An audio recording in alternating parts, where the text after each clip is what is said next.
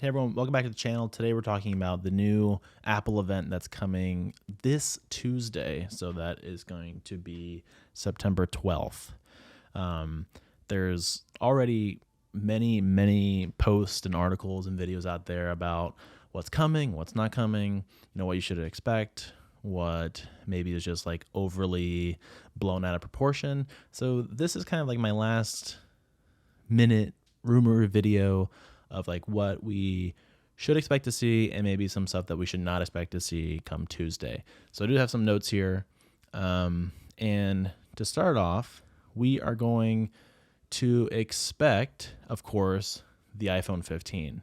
So the way Apple kind of has their events is we had WWDC a few months back. That's kind of more software focused, kind of looking into iOS 17 and kind of like what that brings, and also opens up new innovation with software for developers.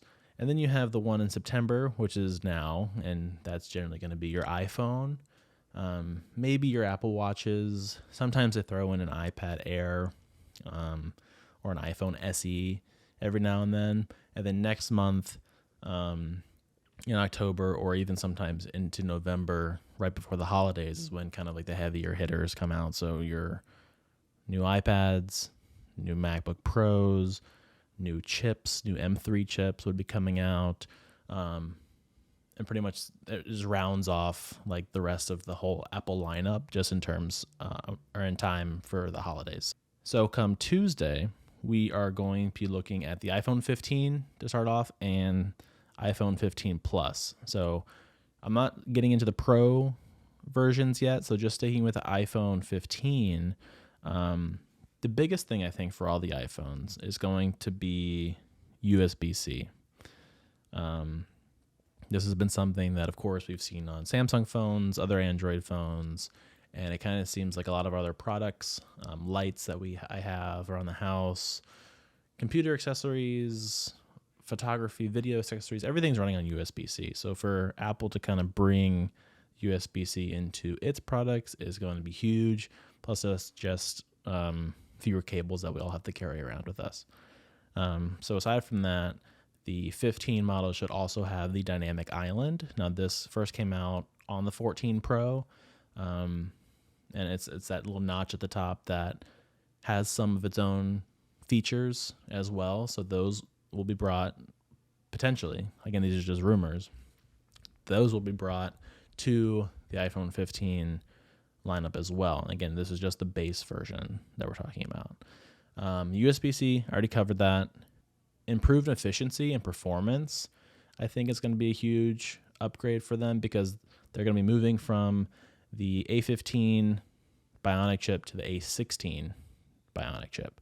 So faster, just more effective overall in terms of everyday use. So there will also be probably Qi 2 wireless charging. That is just an upgrade from the current wireless Qi charging. And then, of course, in terms of colors, we'll have black, green, blue, yellow, and pink potentially. This is the year of Barbie, so seeing a pink phone is not completely out of the question. I think the biggest switch is going to be the USB-C and dynamic island implementation, and that's it. So moving on to the 15 Pro and 15 Pro Max versions, this is going to be a little bit more of the same. They'll have their share of big changes, of course, but it's going to have some smaller bezels around the display. Like the 15, of course, it's going to have USB-C for charging and data transfer. It will have the new Qi 2 wireless charging standard, which is coming out. The chassis is supposedly going to be titanium. Now, we haven't seen a titanium phone before. We've seen it in the Apple Watches. I don't have my Ultra on right now, but those are all by default titanium. And then have the new chip, which is going to be faster, way more efficient. Shouldn't overheat as easily, or if you are downloading a bunch of things or using your phone a lot, The heat regulation should be a lot better with that new A17 Bionic chip. And there will also be of course, an upgraded camera system. So there is potential of having a periscope lens. So this will pretty much just mean super telephoto. So I think right now the iPhone is capped at like 3x magnification, where a periscope will give you 5 to 6 times that zoom. So if you have a reason to shoot things at such a crazy distance, then now you will have that opportunity and your pictures will look a little bit better. And I also did a video on iPhone settings for the best ones that you can get for photos and videos. So I'll link that up here or down in the description so you guys can see that as well. This next feature that I'm going to talk about is going to be kind of interesting because we do have it now again on the Apple Watch Ultra, which is the action button.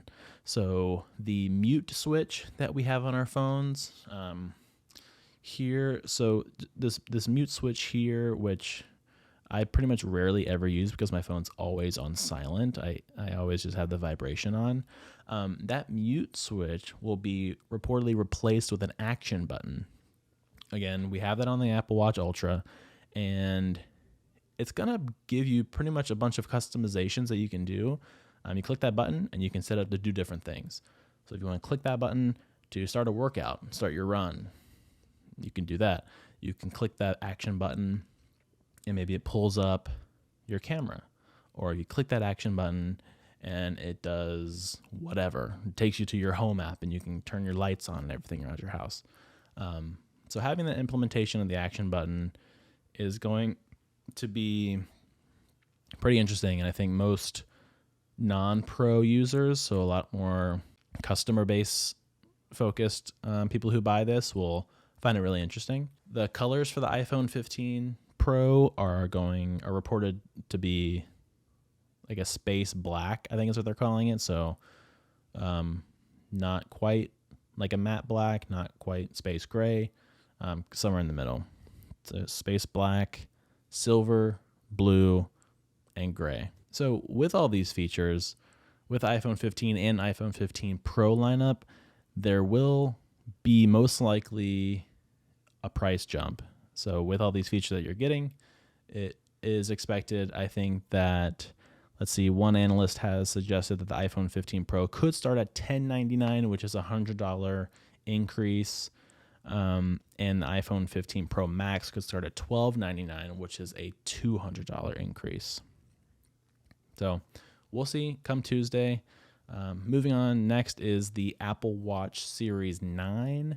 So this is just kind of like a refresh for the Apple Watch series. So the one change for the new Apple Watch that has been rumored is that it's going to have a new processor in it, which will make the battery life improvements way better. I think that's the biggest thing for me getting my Apple Watch Ultra, is that the prior series 6, 7, 8 that I had before, the battery life is just not there. Like I can probably go 3 to 4 days with like pretty average use on my Watch Ultra without having to charge it at all, which is pretty awesome. So the new processor will be really great. I think it will come in a new pink color as well.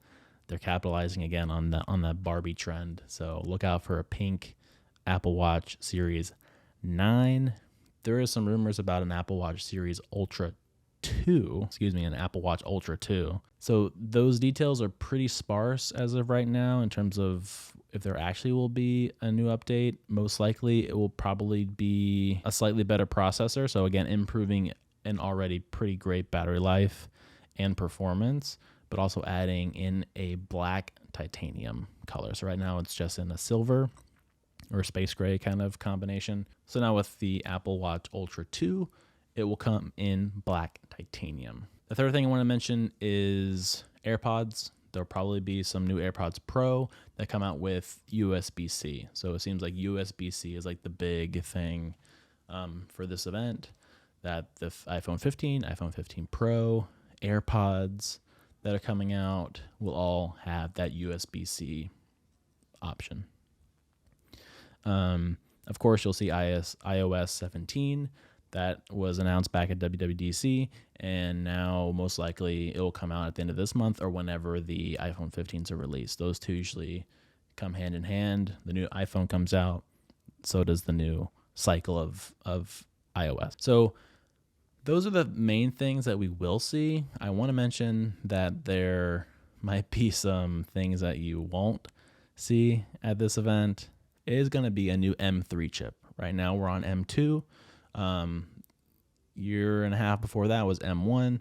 So I don't think we're going to see any M3 chips. There's not going to be any M3 Max coming out, I don't think, tomorrow or Tuesday. So hold off on that.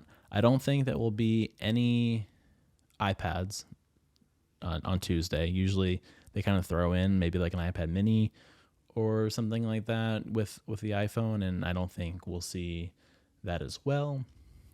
And then there probably won't be any HomePod minis, like any second generation HomePod minis.